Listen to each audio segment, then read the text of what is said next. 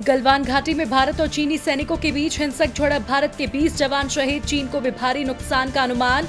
रक्षा मंत्री राजनाथ सिंह ने की बड़ी बैठक, विदेश मंत्री से भी की बात।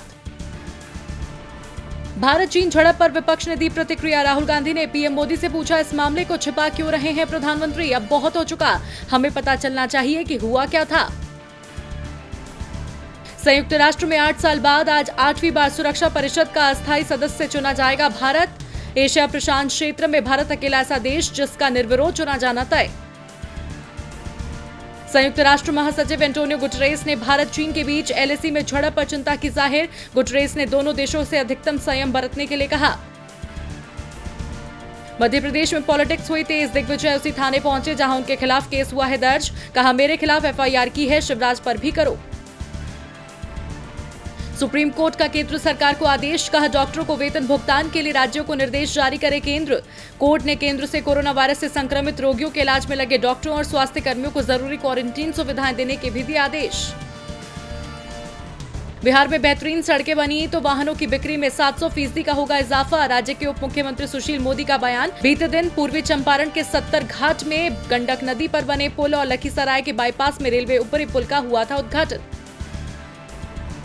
राजधानी दिल्ली में डीजल की कीमत ऐतिहासिक उच्चतम स्तर पर, पेट्रोल 77 रुपए के पार, डीजल 6 रुपए 40 पैसे यानी 9.22% हुआ महंगा। कोरोना काल में विपक्ष ने की केंद्र से दाम पर बढ़ोतरी न करने की अपील। देश में कोरोना वायरस का आतंक जारी, संक्रमितों की संख्या 3,54,000 के पार, 24 घंटे में 10,974 नए मामले आए सामने। 24 घंटे में कोरोना से हुई 2,003 लोगों की मौत। कोरोना संक्रमण से ठीक होने वालों की संख्या 1,86,000 से ज्यादा।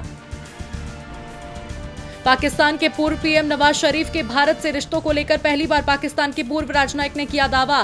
तस्नीम असलम ने कहा, भारत को लेकर नरम थे नवाज शरीफ, भारत के खिलाफ बोलने से किया था किनारा। सीमा विवाद के बावजूद नेपाल की मदद करेगा भारत, पशुपतिनाथ मंदिर को देगा 2 करोड़ 33 लाख रुपए। नेपाल भारत मैत्री विकास साझेदारी के तहत होगा निर्माण केंद्र। मानसून की बारिश का अब नियमित क्रम हुआ शुरू, बारिश से लोगों को झुलसती गर्मी से मिल रही है राहत। आज भी देश के कई राज्यों में तेज हवाओं के साथ हो सकती है जमकर बारिश। दुनिया भर में कोरोना से संक्रमितों का आंकड़ा पहुंचा 82,65,000 के पार। कोरोना से अब तक 4,46,000 लोगों की मौत, महामारी से 43,22,000 लोगों को किया गया ठीक। भारत चीन तनाव के बीच पाकिस्तान की तीनों सेनाओं के प्रमुख पहुंचे आईएसआई हेडक्वार्टर। कश्मीर और एलओसी पर लिए इंटेलिजेंस इनपुट, एयरफोर्स और नेवी चीफ के अलावा तमाम आला अफसर भी रहे मौजूद।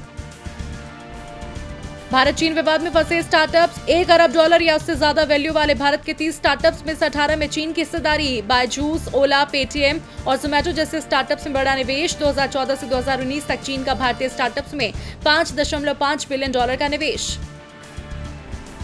सरकारी petroleum company Hindustan petroleum corporation limited को मार्च तिमाही में हुआ महज 27 करोड़ रुपए का लाभ। 1 साल पहले ये था 2,970 करोड़ रुपए।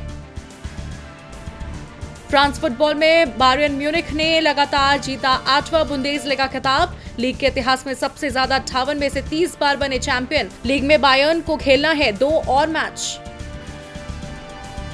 ओलंपिक मेडल की तैयारी, हाई परफॉर्मेंस मैनेजर और स्पोर्ट्स एक्सपर्ट के साथ 8 राज्यों में बनाए जाएंगे एक्सेलेंस सेंटर। सेंटर में तैयार होंगे वर्ल्ड चैंपियन। खेल मंत्रालय 2021, 2024 और 2028 ओलंपिक खेलों के लिए इन सभी सेंटर की करेगा मदद। लद्दाख की गलवान घाटी में चीनी सैनिकों के साथ हुई झड़प में भारतीय सेना के 20 जवान हुए शहीद। अक्षय, अजय, ऋतिक, सोनाली समेत कई कलाकारों ने शहीदों को दी श्रद्धांजलि। अमिताभ बोले, जरा आंख में भर लो पानी। सलमान खान पर कैंप चलाने के आरोप, दबंग डायरेक्टर अभिनव सिंह कश्यप के आरोप पर सलीम खान ने दिया जवाब। बोले, कल के आए हुए लोग करते हैं सवाल।